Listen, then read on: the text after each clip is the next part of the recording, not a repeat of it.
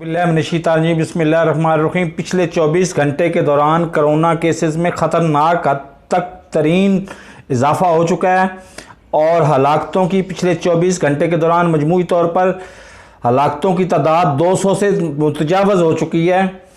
तो हमारे पास सिर्फ़ और सिर्फ एक ही ज़रिया है, एहतियात, मास्क पहने और बिल्कुल भी गैर ज़रूरी तौर पर घर से बाहर मत निकलें, तन्हाई में रहें और सोशल डिस्टेंस को मेंटेन रखें। इंतहाई नहायत ज़रूरत के तहत और मुख्तसर तरीन वक्त के लिए अगर जाना पड़े मजबूरन तो भीड़ में जाएं, वरना फ़ौरन वापस आ जाएं और मास्क को पहन के रखें।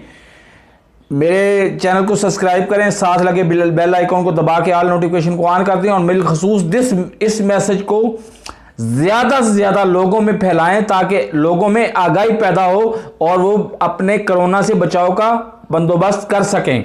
अल्लाह हाफिज़।